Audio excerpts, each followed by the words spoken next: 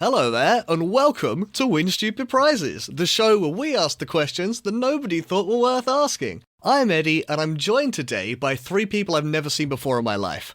And they are Bear. I'm an invisible man!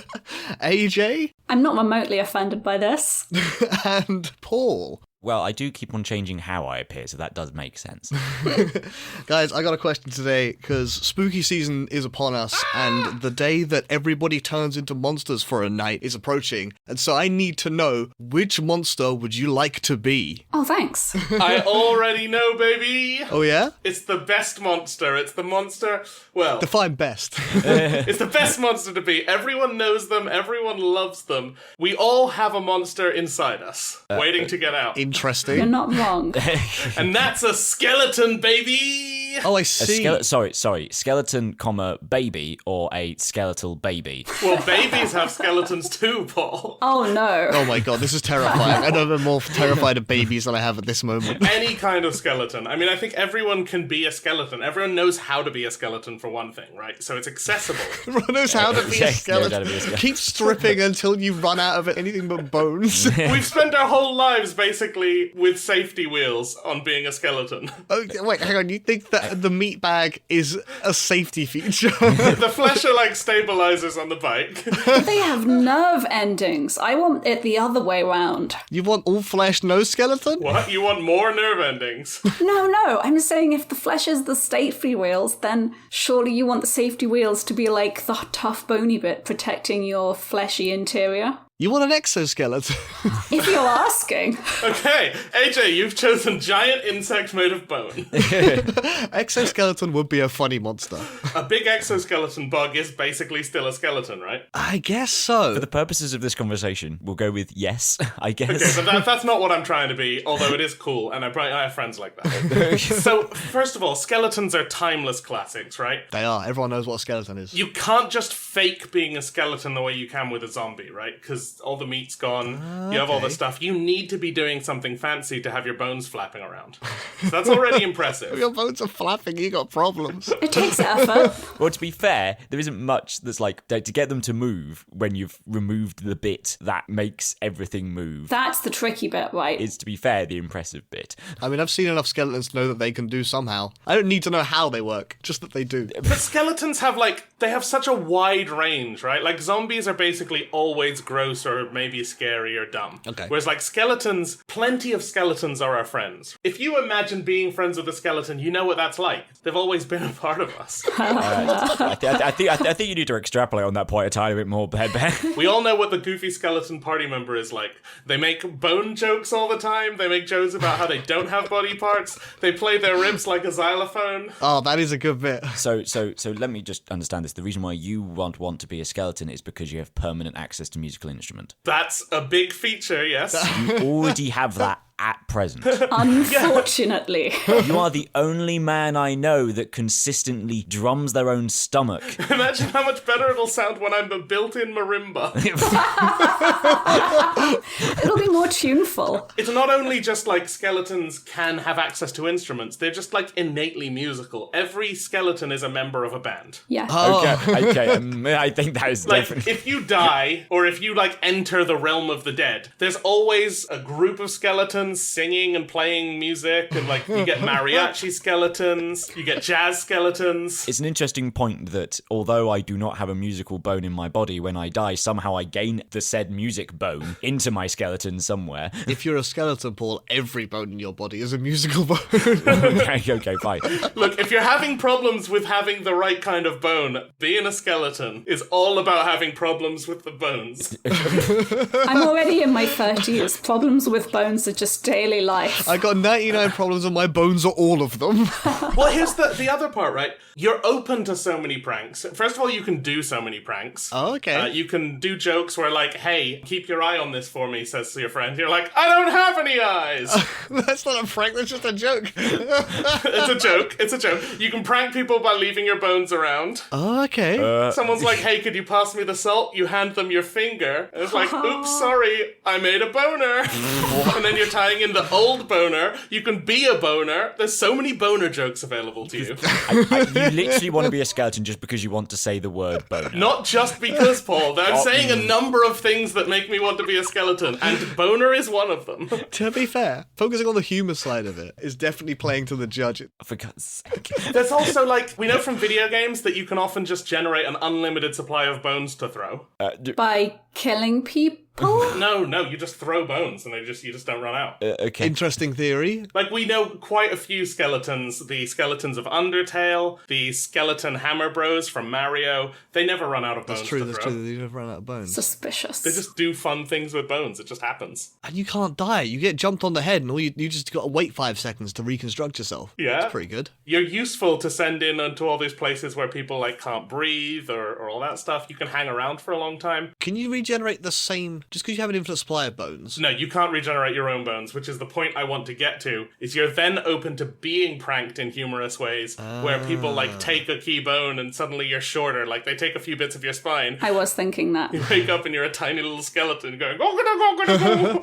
It is funny that you point out the humorous aspect of it, because if they steal your humorous bone, then your jokes suddenly stop landing. You're not funny anymore. They become so much better. You keep talking about how you're missing your funny bone. Yeah, but that's it. You can't make jokes anymore. You're not humorous anymore. That's the key of the skeletons. Every bone is your funny bone. Oh my word. I don't mind if Bear wants to be a skeleton. I think if I'm going to be a skeleton, I can't go near Bear because I'm definitely going to get important things hidden in embarrassing places. That's so good too. Yeah, you're up for... So all the food stuff, you're like, oh, I'm so hungry. You sit down at a table with your friends. You just drop the food through, look down like, whoopsie.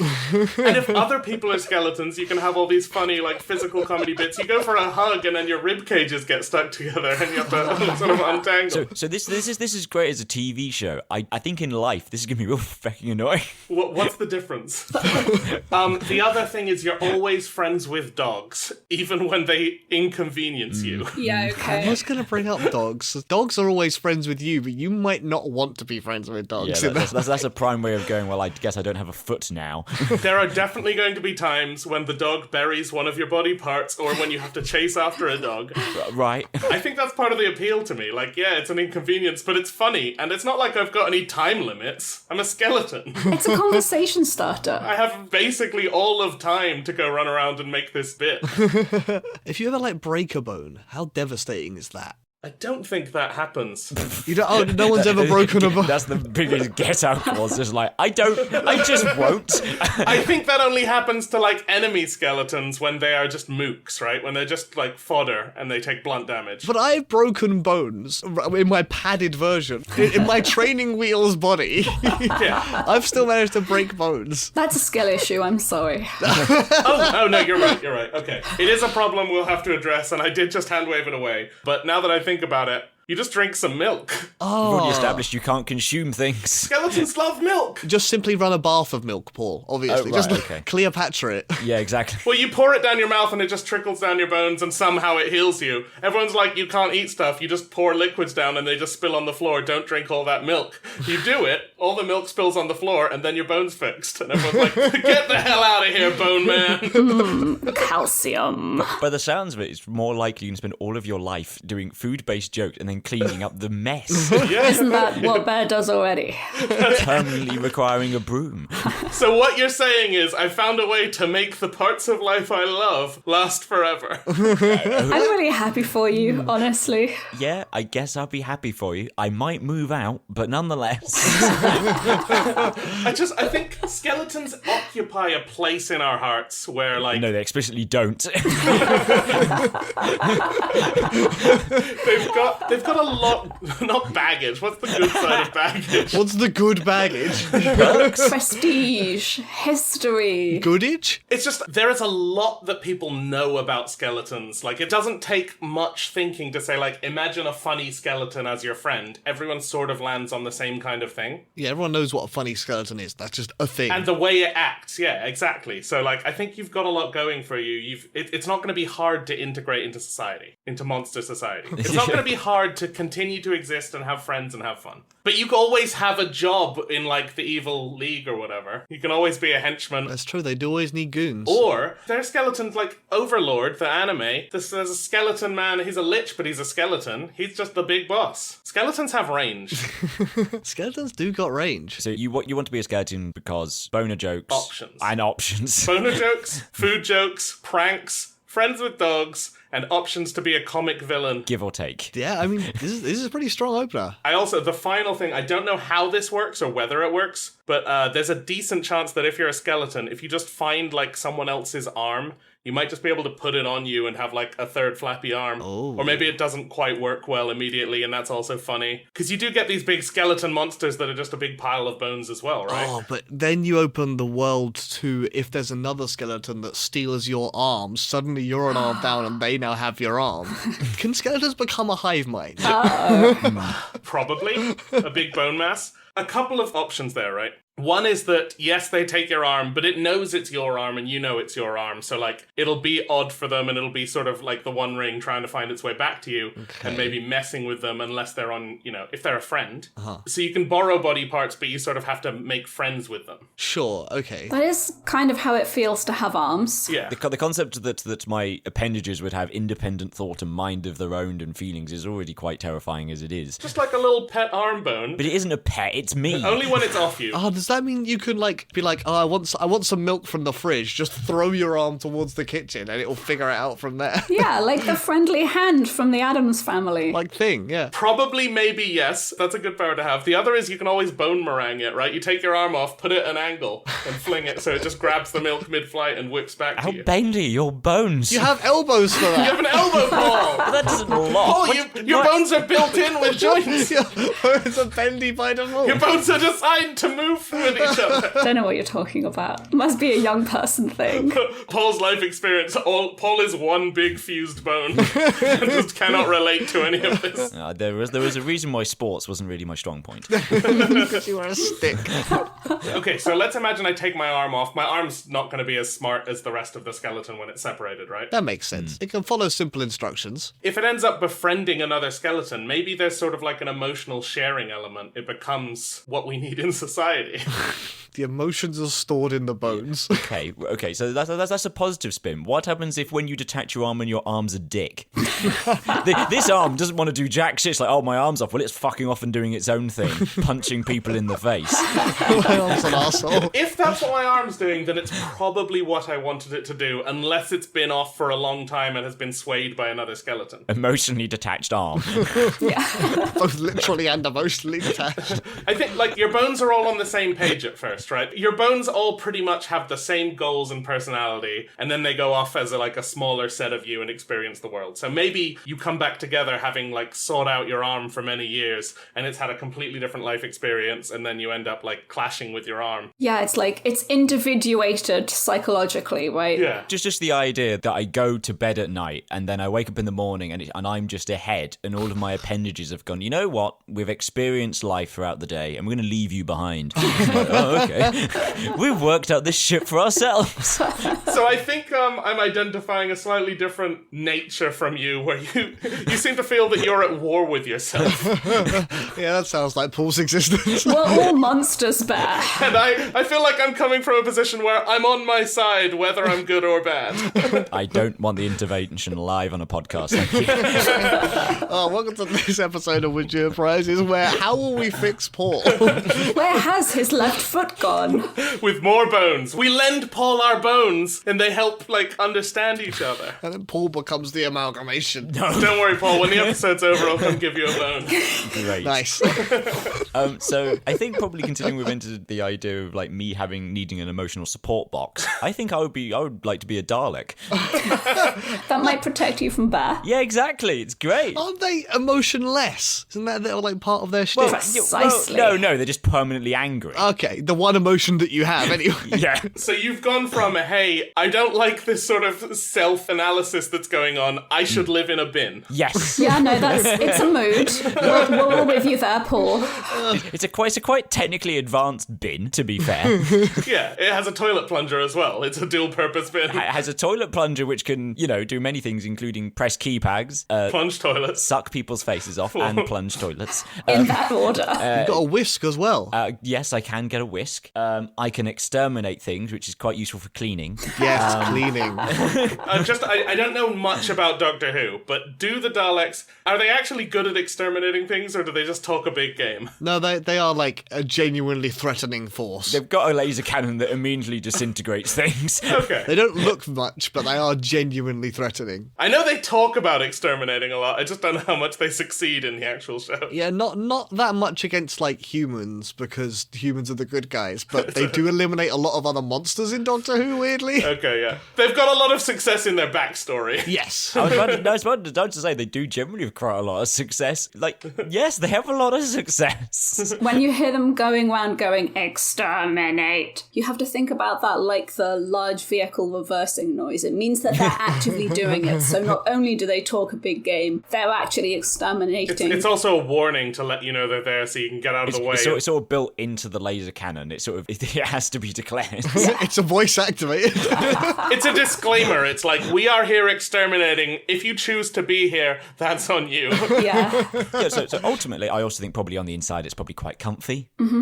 Regulate the temperature, get your drinks in there as well. You would be the weird tentacle thing inside the Dalek. A little octopus squid thing, yeah. Yeah, but I'm mainly inside the box thing. Are you a squid thing, or Mr. Dalek man with a Greek name, Stavros or whatever? Yeah. Davros. Spiros. Yeah, that one. Stavros, yeah, let's go with Stavros. All right. Is Stavros a Dalek? Or is Stavros a man who do a Dalek? Yeah, he made the Daleks. I believe he's a hybrid. Okay, so you want to be a full Dalek, not like a weird... I'm going to commit to this. I'm going to be a Dalek. I'm not going to be like special Dalek. I'm going to be basic bitch Dalek. Yeah, legit. Paul's already an old man, so there's no point in being Davros. Which era Dalek are you? Do you want to be defeated by stairs?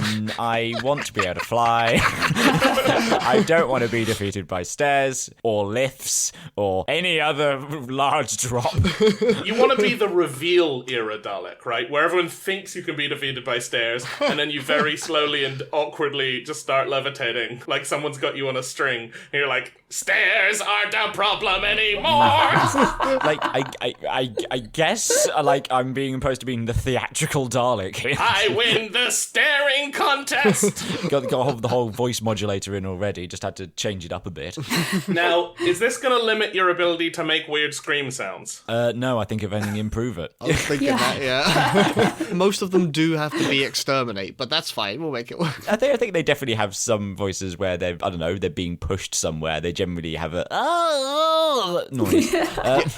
Also, if you're a Dalek, you can outsource the screaming. The temptation to just search Dalek noises and see what YouTube gives me is high. But It'll be exactly what you just heard. it's not great for podcasts. Doesn't that one really famous Dalek do all that whistling as well? Like, doo-doo-doo-doo-doo-doo? What are you talking about? Yeah, R2-D2 is just a weird cousin Dalek, you're right. Oh, that's what you're talking about. I have a question about Dalek individuality in society. Yes. Are they all just like conforming minions, or are they just wearing armor for like a job? There's like different ranks. It's like there is like different grades. Yeah. They don't have much personality, and the ones that usually do have personality are exterminated because it's weird. Right. So much like humans. Well, so like the bins are all studded, right? Can you like put goth studs on your bin and tattoo your armor or whatever? I think those are warheads. Oh! They do serve some sort of purpose. I forget what. Oh yes, because they give up the studs at some point, don't they? Are they like shields or something? I forget what they are. They might be shields. That's a good point. I had no idea they had a purpose. I thought they were just for our viewing pleasure. I think they were originally a design choice and they gave them a purpose at some point. I mean, they needed to put something on the bin to make it look less like a bin. Originally, yes, I imagine that was the case. Or maybe they just really loved Thor's original outfit. But ultimately, you get to be part of a big hive collective, or go out with your mates to go and exterminate. There's a sense of community. Quite nice. This is the second sort of hive mind we've pitched, apparently. Sort of hive mind. Are they a hive mind, or are they just very like fascist? exist.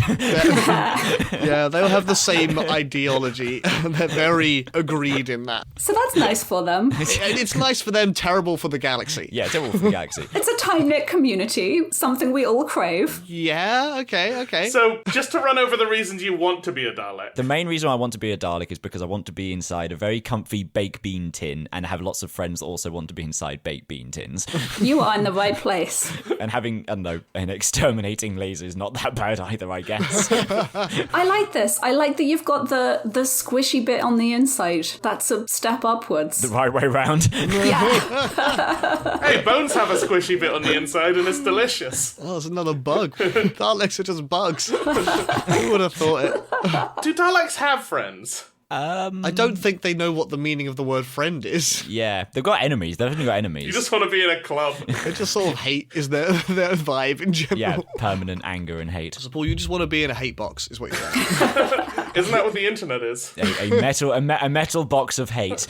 A metal box of hate and lasers. A metal box of hate that hopefully is quite comfy. I think that the funniest thing about this is that Daleks, it turns out, are very community orientated, which is not a realization I expected to have. It has a very explicit understanding as to what they think is good community, which is none of it. Yeah, no. Every other community needs to go. Yeah. But otherwise, there is a community spirit, sort of. Yeah. Good family, bad neighbors. So I'm going to show myself up here. I love the villain turn that we are experiencing, but the way I was envisaging it was more of a solitary, evil, killing everyone vibe. All good monsters kill everyone, yep. Bear with me. It's better than it sounds. Bear with me. Wait, you're going to be me? You've not killed everyone yet. Not in this timeline. We're pretty funny in this time, man. You like to keep us around. I don't know. I always thought it would be better to be a dragon. Oh, okay. Yeah, you're not like small and squishy. You're big and Squishy. and less squishy. On the inside. You've got your fire extermination thing. You've got your nice comfy cave without too much like sensory information going on. You can hibernate for a really long time. You do have to like sleeping on metal, though. That's usually like a prerequisite. As opposed to being a Dalek where Sleep in metal. they have little cushions in there. You look, okay. I think it will be comfortable in there. This is the bit where I Google and it's just existence is pain inside the box, but we'll deal with that later. Yeah, that sounds alright. Yeah. Oh, we're outside the box. Well, dragons have they have big scales, right? They have their own cushions. And when you're that big, isn't the gold basically a liquid to them? It's like a waterbed. That is a really interesting way of thinking about it. Are dragons also bugs because they have the scales on the outside? I was going to say that, but they also have big bone, right? So they have like hard skin, but bigger bone. Okay, alright. The nice thing about being a dragon is even if things go bad, you might have a good chance as a dragon skeleton. That's true. Bone dragons. Yeah, it gets back round again. Although I think the bone dragons tend to lack some of the humor that normal human skeletons get to have. So it would be a good fit for me.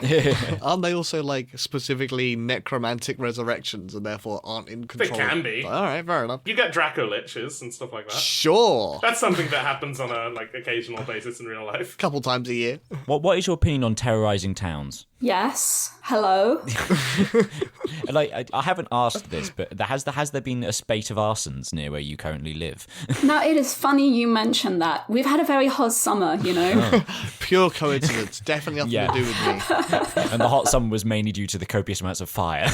Well, yeah, they go hand in hand. You don't necessarily even have to do a lot of work, right? You do some administrative work, threatening people, setting up tribute, and then you nap for like a long time. A really long time, like 1,000 years. And every time it gets near Halloween, that is all I want to do. Just wake up for Halloween so that people can come trick-or-treat you and you just give them like a handful of coins. Oh, go away. Here's some gold. Yeah. You're like, I've harvested all the gold from this town, better do trick-or-treating so that they can tribute me again. Yeah. Self-sustaining economy. I mean, what you really maybe want to do is not just, you don't necessarily want to terrorize your local area. You want to become, much like Pwal, some kind of fascist leader.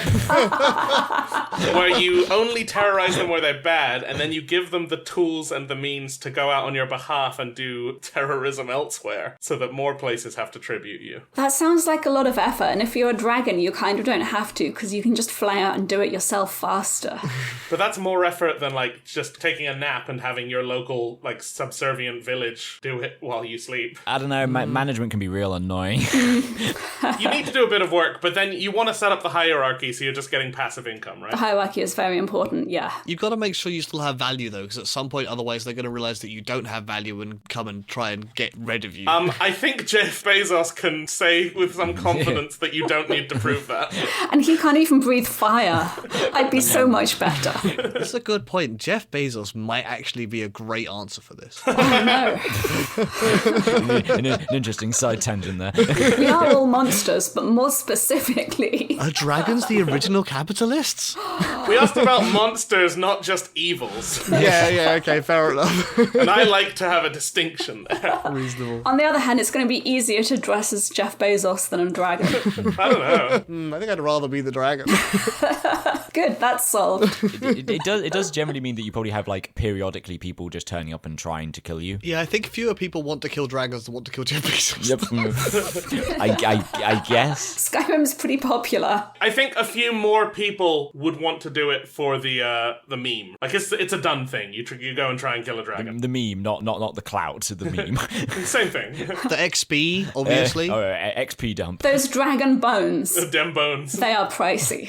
So we need to establish a little bit, I think, of your dragon properties, because there's many different kinds of dragon, different origins. They have different powers, different functioning. Regular dragon, acid dragon, bone dragon. How many legs do you have? Do you have wings? Do you live underground? Oh, all of the legs. I'm thinking like several sets of wings. Wait, you see all the legs? Not all of the legs. Like a millipede dragon. Chinese dragons, they have a good number of legs, right? But they really skimp on the wings. But they fly without the wings, right? They do, yeah, but the wings for me, it's a vibe, it's an aesthetic, Right. you know? So you want to be a long boy. Yeah, I'm thinking like a pretty long dragon. But also, you know the other kind of dragon that we love here?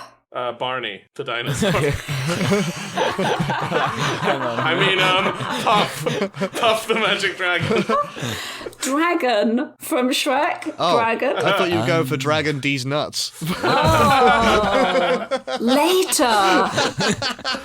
Dragon from Shrek. She's iconic.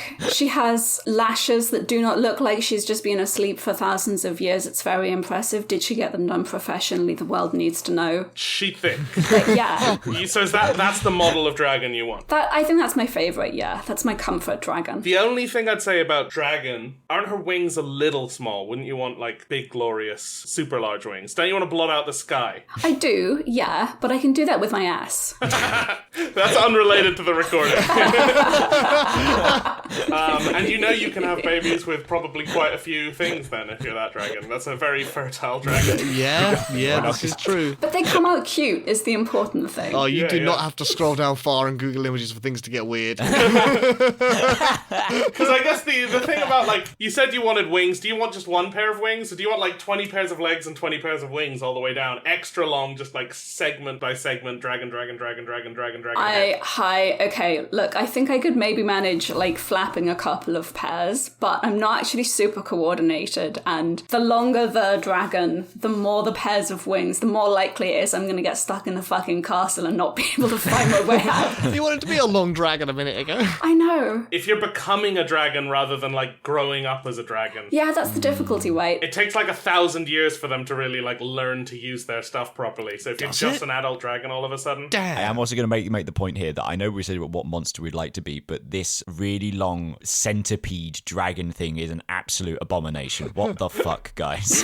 Yeah, you've kind of adopted your own dragon here, and I'm not sure I'm okay with that. Dragons, there's so many forms of dragons. I don't even think this is a dragon anymore. This is like some horrible monstrosity that was created in a lab. I mean, I've definitely seen dragons with, like, 12 legs, long bodies, some with and without wings. Some have, like, 2 pairs of wings or more. Look, I don't know what websites you peruse in your own time, Bev. I mean, you, like, the Bible's, like, full of an angel that's got, like, what is it, 7 pairs of wings or something? Yeah, and that's horrendous. I'm saying, when you come to monsters, people just make up numbers and be like, boom, that's the number for this. Yeah, what's the scariest possible number? Like 20? How many legs does this dragon have? Let me roll a D100. 74 legs, 12 eyes. Hey, at least it's an even number. And one wing. All right. 1 wing. It's like a parasail. Cue the Sephiroth music. Yeah, that's a Dark Souls boss. And a Mario Kart vehicle. Great. What? You need the sail so you can glide around between levels. Have you considered being a dragon with, like, a mast instead of wings? Take the body of a dragon and just shove a sail onto I it. don't want to be a Halloween boat. No. Oh, look at that beautiful triple-masted dragon. Fuck off, Theseus. We've made this dragon absolutely horrendous. One thing I learned about dragons from reading a medieval bestiary from a library, this is a real thing, Oh, yeah? they are the mortal enemies of elephants. Really? No. Elephants are chill as fuck. So the dragons will hide out in the elephants' watering pools where the elephants go to give birth and try to eat the babies. No. But the elephants will, if they see a dragon, they'll trample it. Interesting. That's understandable. I feel bad. Is that specifically Komodo dragons? No, these are real life, what they thought dragons were. Yeah, real life regular dragons. Real life yeah. dragons. But those were basically just big snakes. Well, I guess like they don't cross over very often because elephants are like mostly in Asia and Africa, and dragons are in Wales. That's right. Wait, dragons are the mortal enemies of whales and live in them as parasites? New fear unlocked. They were going after the biggest creature we knew about at the time, and then when they discovered whale, like, oh, I gotta stop fighting these boys. We also need to take this bestiary with a grain of salt because they thought that eagles, when they were ready to die, would fly up into the sun Icarus style, burn up, and fall into a mountain lake and be reborn. Yeah, that's what eagles. Yeah, that makes sense. And that's just science, so, you know. Yeah, with a pinch of salt, as in So like. take it with a grain of salt means you want salt, you want to swallow it all. Yeah, it's like this is a really good idea because salt is a really good idea to add to food. Yeah, let's season this. Bestiary is a really good idea. I love it when my knowledge comes pre-seasoned. The only thing you might not like about being a dragon right now, Wait. I'm pretty sure you'd have a lot of attention, and so many people always bothering you, being like, senpai, notice me, Dragon-chan, and you'd kill them, but they'd keep coming. A lot of people would also be like, you know what? While the dragons chill, as you have to like come in hot, like set an example, and then go sleep, and like as long as the dragon's snoozing, let's just keep it happy, and this is cool. So maybe they will start to ignore you. There are a lot of people in the world each rolling the dice of whether they're going to randomly try and come up to the dragon. Yeah. As we know from D&D, there's a 5% chance that anything could happen. Yeah. 5% chance for anyone, regardless. Some people have a higher than 5% chance, but everyone has a 5% chance of going to try and kill the dragon and maybe succeeding.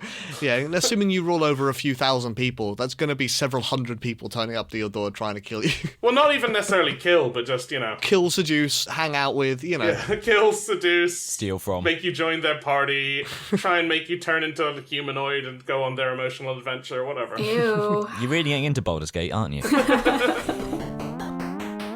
Hello, listener. Do you like Magic the Gathering? Well, then come and check out our stream. Every Thursday, we stream Magic the Gathering on our Twitch channel, Hexagon Live. We swap between Elves All the Way Down, where Jamie jams elves in every format, and you can learn how to build, or beat, an Elves deck, and a Draft of the Week, where we play the most exciting limited format available at the time. It's always a blast watching us lose at Magic. Wait, lose? I mean, almost win at Magic. That's Thursdays at 8 PM UK time on twitch.tv/Hexagon Live, or just click the link in the description. And now, back to whatever I just interrupted. Thinking about dragon and hot fire and the smell of burning flesh, we recently had an episode about baked goods. We did? And I think there's a character there who wouldn't be good at winning that, but would be a good monster to be and actually would spend a great time. A cookie monster. Oh! Interesting. The Cookie Monster? A cookie monster. I'd be a cookie monster. You are a cookie monster. Nothing has changed. I'd be fuzzy. I'd be a fuzzy dude, and I wouldn't get diabetes from eating cookies all day. That is a superpower. Or maybe I do, but at least they wouldn't bring that to the screen. That's a weird sort of like just sort of out of shot, and there's just Cookie Monster having to take some insulin injections. Taking a blood sugar reading and then just dosing it immediately after. It's a cut, it's a blooper, and just hear a beep off screen. Cookie's just me got to check this. Oh no, injecting insulin. Ram, ram, ram. They're going to really struggle through all that fur. Just scoffing insulin. Oh my god. Now, me eat insulin. That's not how it works, Cookie Monster. Ram, ram, ram. Shards of glass going everywhere. But these are things does a Cookie Monster actually consume cookies? Considering you just generally mushes them You up. just mash them up. You get the flavour of cookie, but you never never eat it. Canonically, Cookie Monster eat cookie. Yeah, in canon. Is it? Yeah, or was he doing like the equivalent of wine tasting? Oh, no. He loves the taste, but he doesn't ever consume it. That is monstrous. He does say meat eat cookie and he rub his tummy. He just got a bucket that he spits all the cookies out. Okay, that is a good point. Either I get to eat all the cookies, or I'm a master of deception with a very strong, media presence. I'm a cult of personality. Again, what's new? The fur. Can they only eat cookies? No. And we're going to go on a quick Google. What does the Cookie Monster eat other than cookies? The one episode where he has to eat broccoli. He eats almost anything, including normally inedible objects. Hell yeah, this is so much better than I realized. Yeah, okay. Normally inedible objects. I'm going to need some examples, friend. Preferred food is cookie. Well, yeah. Okay, Cookie eats pig phone. Pink Eats phone. pink phone. Cookie eats dairy and prawn. Snowballs. The most snowballs. The most snowballs. Yum. Cookbook. Cookie eats the cookbook when they're cooking. He eats the awards envelope at the Monster Award ceremony. He eats a 1973 Ford F-250 pickup truck. What? Is he Kirby now? And I have to pull you back ever so gently here and say, did you just say there was a Monster Award ceremony in Sesame? Yeah. Why are we doing this question? It's already established, apparently. We already know the answer. Yeah, in fact, let me check who the winner of the Monster Award ceremony is. Just hand them the win. I imagine they don't actually get to do the winner because Cookie Monster ate the awards envelope. Straight. So this is so much better than I initially even realized. You just become a matter consumer who has a great time doing it. Oh, A man. matter consumer with a hand up your ass. Is Cookie Monster trubbish? Pretty close to trubbish, I'm going to be honest with He you. just consumes garbage and has a great time doing it. But slightly more appealing, but not specifically. Let's find out. If Can he eat garbage? I mean, he can eat everything, but that's kind of Oscar's thing. Although maybe Oscar lives in garbage, right? Is there anything the Cookie Monster can't eat? In fact, that's a Google. But no, that's our next question. How would you stop Cookie Monster eating your phylactery? If Cookie Monster eats a phylactery, does that count as destroy? Well, the phone rings in his belly, so the phylactery would probably be a way to keep your phylactery safe is feed it to a Cookie Monster. So if the phone is still ringing, maybe he's not actually digesting those cookies, and that's why he doesn't get diabetes. Maybe he's like a bag of holding. It's in one end and straight down the other. I have fascinating information. In an interview, he was asked the question, the statement, I hear you eat anything other than sardine ice cream. So there is one thing that he cannot eat, and it is sardine ice cream. Or won't eat. Won't eat, correct. So relatable. I think everyone can generally agree that sardine ice cream is something that no one really wants to consider eating anyway, so... No, so that's how you stop him eating your phylactery. You cover it in sardine ice cream. Yeah, you bet it. Because a phylactery, you need a cool pot. So you put that in a freezer, it's full of your soul and sardine ice cream. Yeah. There we go. And then you don't even label it, and then you have to take turns opening the pot and sniffing it and being like, what is this? Smells like soul and something else. This realization has made me want to create a D&D item, bag of holding that's basically a Cookie Monster. You can use it as a bag of holding, but it will also occasionally chew things up or eat things without you planning on it. I think that's just a regular cursed bag of holding. Mine-only cursed Yeah. bag of holding. You reinvented pocket monsters. Except it also means you fail all stealth checks. Yes. I think, Cookie Monster sort of auto-passes stealth and deception to the point where he reveals. He always manages to get to the thing and eat it. No, surely his tummy is rumbly all the time. People keep giving him awards envelopes and items and having a conversation with him, and he keeps doing it. That's because he keeps passing his charisma checks. Exactly. You have mechanisms. Right, okay, just to get to the crux of this point here, you want to be the Cookie Monster, originally because it meant that you could eat cookies a lot, but now it's because you can eat anything, and no one notices until it's too late. Either one of them is good enough. You're a lovable, goofy man. Muppet. I am very akin in personality to Cookie Monster. I kind of assumed you wanted to be the Cookie Monster because you wanted a hand up your ass, but that's a different equation. I mean, it doesn't hurt. Good to know. Thanks. Let's not explore that. Also, I'm also playing to the judge, because have you seen Cookie Monster's eyes? Have I seen his eyes? Oh, man. This looks suspiciously like a logo I'm familiar with. This looks suspiciously like me, I'd say. Yeah, if you just painted him a more... Just the yellow on the top. Yeah, gave him a little bit of hair, perfect. Put some glasses on. Yeah, you'd have some company. Wow. Did you know that his full name is Sydney Monster? His full name is Sydney Monster. Yeah. Whether or not I'm the Cookie Monster, or just a Cookie Monster, Sammy Monster. either way, like, I'd probably look enough like Cookie Monster to be able to use that and still, establish myself if I want to. Debuted in 1969. Nice. Great year for humanity. We went to the moon and the Cookie Monster turned us. And now, me eat this recording. Nom, nom, nom, nom. And then you have to do a voiceover. Sorry, something went wrong with our audio.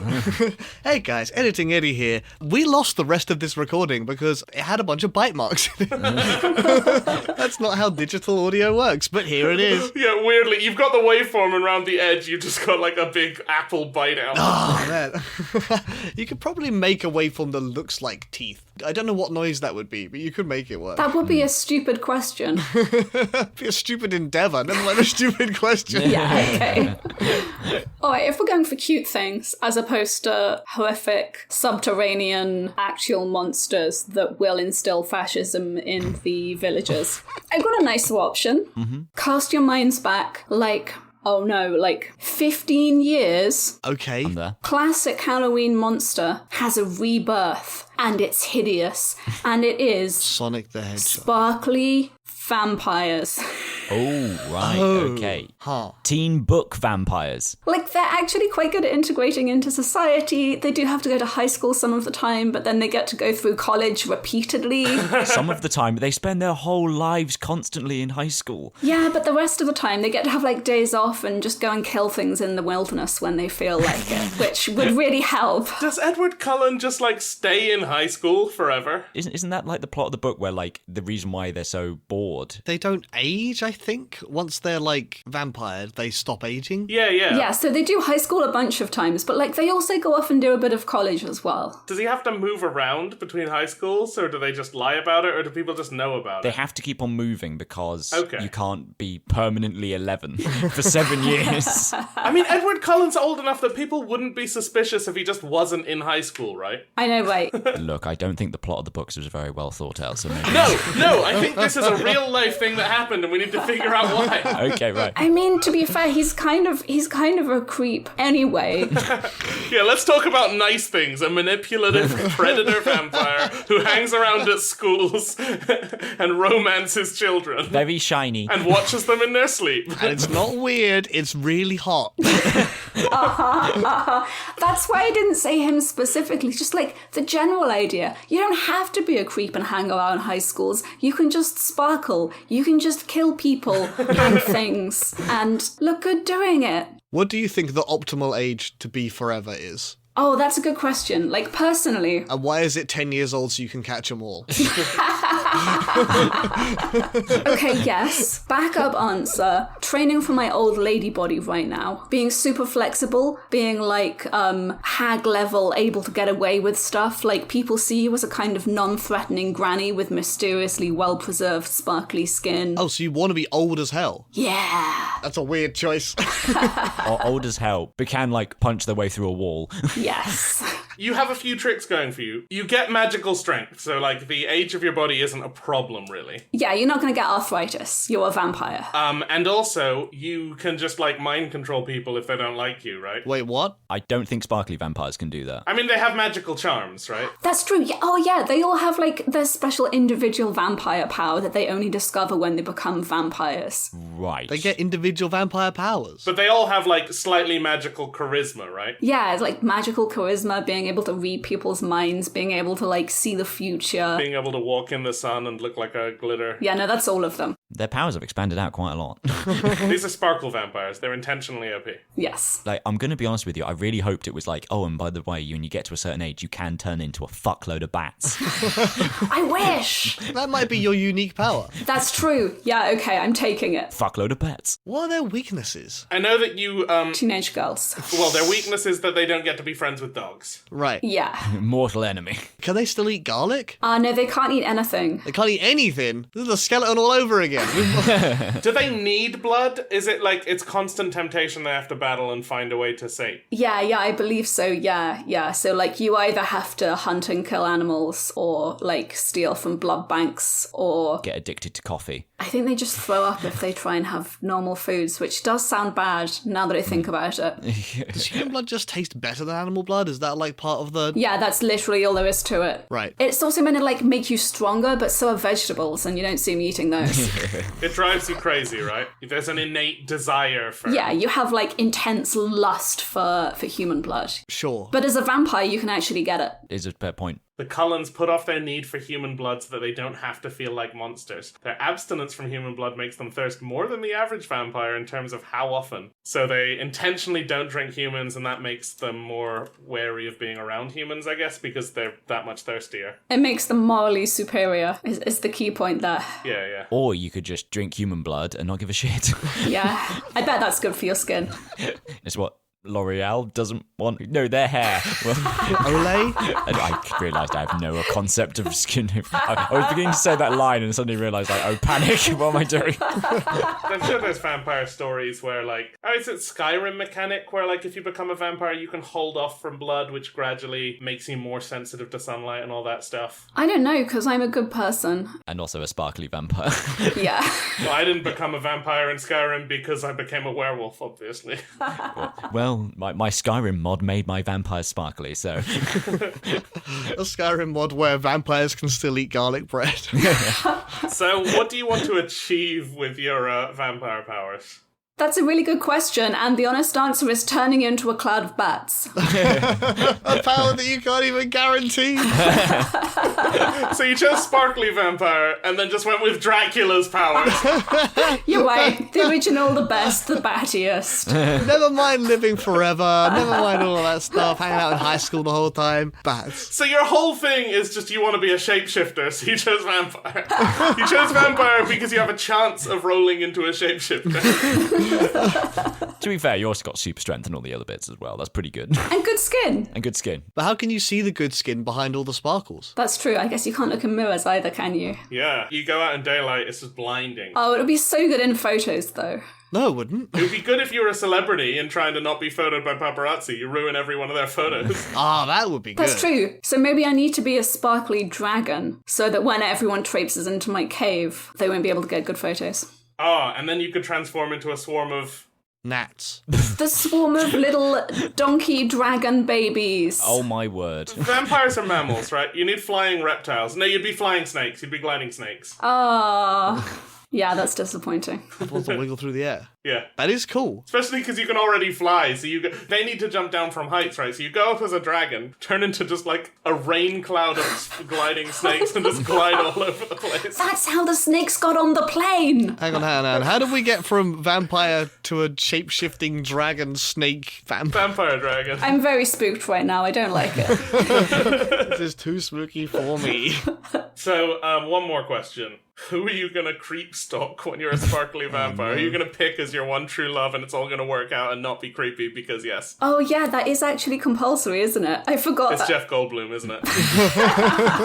Look, if anyone is going to appreciate a reign of mysterious telepathic snakes suddenly appearing, it's Jeff Goldblum. You know what? I can't even argue against it. That's fair enough. I would love, like, Jeff Goldblum to be here right now. an unironic remake of Twilight with Jeff Goldblum as Bella. Or indeed as every character. Just like playing it completely straight and just being wooed by like a teenage vampire. I don't think that can ever be unironic. Yeah, so I mean, okay, the creation, played straight. Yeah, you can perform it deadly seriously, but it would still be ironic. Yeah, okay, yeah. And would you still have Robert Pattinson as Edward Vampireman? Yeah, because he doesn't age, so it's going to be really convenient. Or, whatever the new teen hunk is. Although Channing Tatum could be the Edward equivalent. I guess we can just use AI to swap Jeff Goldblum in to the existing movie and not have to pay anyone. Oh, the dream. You're right. That's a win for vampires, Jeff Goldblum, and capitalism, Eddie. It's the perfect answer. Oh my word, a perfect trio, a perfect swarm. It might be too good an answer. I might have to ban it off for being too good. That's what I want to do. So I think we've had some quite unique combinations that are coming out here. We've had Bear with his... Bear. Didn't pick a bear, but nonetheless... Bears aren't monsters. I've realised all I've done is an experiment in my own self-loathing. And I think, actually, moving on from the Dalek thing, I just need more self-confidence. Okay. So the kind of monster I want to be is one of those assholes that plays music loud on the bus. Oh no. That's so cursed. Exactly. The shameless confidence to do that is something I need in my life. If you are capable of doing that, you can do absolutely anything.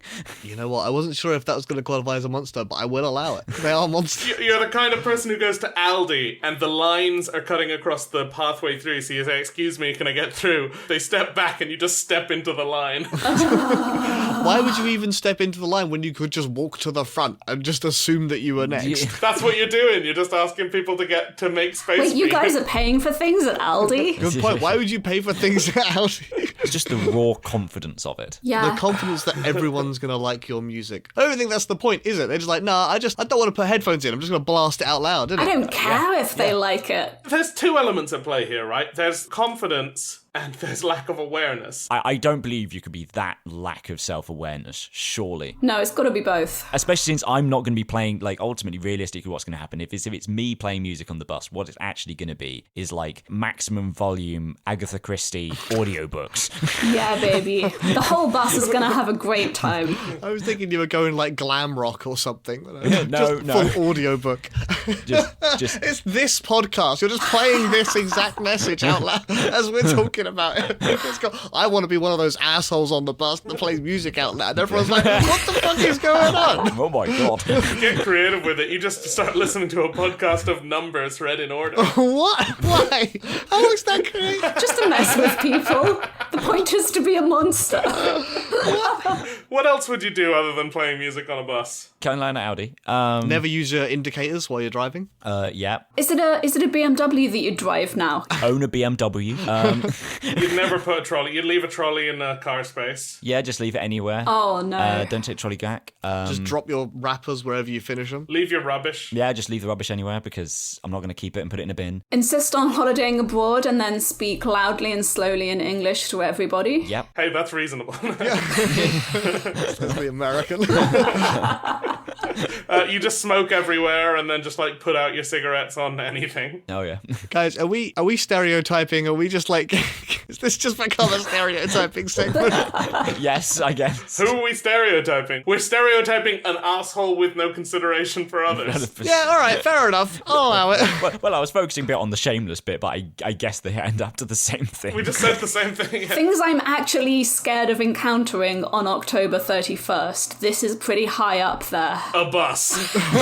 A bus with one person. A bus comes and knocks on your door. Yeah. Get in, loser, we're blasting music. If it's just you and this one guy on the bus being an asshole, is that worse? Or is it if it's a really packed bus and he's doing it? I think it's worse on a packed bus. I think it's on a packed bus, and then what actually becomes really is when there's at least two of them and they're fighting for audio territory. Oh no. You got Poirot in one corner and the Bee Gees in the other. That's a bus I want to be on. There's that awkward moment where they both start blasting the same song and then just become friends and use their sounds to amplify each other. They go to opposite ends of the bus to make sure everybody can hear the music properly. Yeah. One upstairs, one downstairs. Yeah, one of them's the driver. What? Well, when I went into hospital last year and I was waiting in A&E for several hours, there was a lady sat in that area just playing loud music on her phone and watching videos. In A&E? In A&E. And someone eventually said, like, can you stop doing this? And she got really pissy and, like, staff had to come in and ask her to come to the side. And she's like, how dare you have a go at me, say I'm being inconsiderate or whatever. And she was just That like... seems like a good way to get seen faster. Or not get seen at all, quite possibly. Yeah, that's true. Yeah, it's a risky play. That is so unreasonable. It was pretty unreasonable. Yes. I had that crappy song stuck in my head for, like, the first 3 days I was in there. Oh no. Not even this podcast will stoop to that level. On an episode that is literally about being a monster. We're going to stick to the bus. We're not going to do it in A&E. There's a line. Yeah, right. We have standards. Bus assholes have standards. I mean, at some point you're doing it just to inconvenience people and not because of the confidence, right? I think that's you superimposing something there. No, so you don't necessarily, once you're going out of your way to do it, it's probably beyond what you're aiming for as this kind of your monster. You don't want to be a villain who chases people down and plays music on their bus. You just want to be a guy on wherever bus you were on. It's just shameless confidence. Okay, I don't want my permanent existence to be trapped on buses playing music loudly. That is not what my intention is at all. The ghost of the bus. It's like, oh my god, that man's still there. It's like, and he's playing really annoying music. You're allowed to get on a different bus. You just have to like keep playing it while you're at the bus stop waiting for the next bus. Oh no. If you take a bus at 1:30 a.m., you might encounter Pwal. You won't know he's there until you hear Blue by Eiffel 69, Eiffel 65. Yeah, it is. Imagine you're there. It's 3 a.m. You've got to get the last bus home, and a local comes up and is like, "No, I'm sorry, you don't want to get the 417. That's the last bus. That's the haunted bus." No. What happens on the 417? Days on the 417. 2000s Britpop. Yeah. And sometimes Agatha Christie audiobooks. We can't tell if he's trying to suggest that a murder's about to happen. We haven't worked it out so far. It's foreshadowing. Yeah, really, really ominous. It's like, oh, we keep hearing ominous things on a bus. Eventually people start like a forum online to document them and find out what the ghost's trying to say, and then they eventually realise it's just reading a book. It's when it starts reading a book about the 417 bus that you're on, like, you know, someone with like, light brown hair and glasses sitting 3 rows in front of someone playing this exact audiobook out loud. The whole goal of the ghost is just to creep people out. They're gonna try and leave the bus at the next stop, but they'll be followed. What? You find a bus ticket on the floor that says, like, it's the current time, it's got your name on it for some reason, and then there's a note at the bottom that also says, also, another ticket for murder guy sat in the next seat. You look behind you and there's just no one there, and that's just all you do on the bus. Just worry people. That, and then it's just like, there's just the beautiful silent moments as, you know, people are in their early morning commute, just wanting to get there, and then suddenly, Mr. Darcy, I can't find my bonnet. I have a theory that you'd become this bus ghost, and within a very short span of time, it would go from audiobooks to like just a quiet, calm silence, punctuated with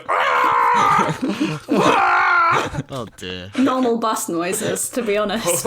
Pwal sounds. I haven't yet released that album on Spotify yet. I do need to get down to that. I think you should. You should release a Pwal ambience. Coming soon to a Spotify near you. A Pwal screamscape. That's how I get to sleep. While SMR. Just the review. This album really helped my sleep problems. I thought it was tough to fall asleep. Then I put this on and learned how hard it could be. Now I will never need to sleep again. Alright, let's wrap this thing up. Let's be honest, there's only one monster that could ever win this episode. And that is, of course, the Cookie Monster. Me eat prize! Oh no! And actually, the prize is going to be really convenient for the Cookie Monster because the prize is some monster potatoes, so you can make some monster mash. Just make them in your mouth. Oh no! At least we checked that the Cookie Monster can actually eat potatoes. That is true. Something my wife always says. All potatoes are mashed to your stomach. I guess, yeah. That is a lovely way of explaining why my potatoes always get like that. Oh my god, we got a wife reveal on the podcast now. Wife reveal.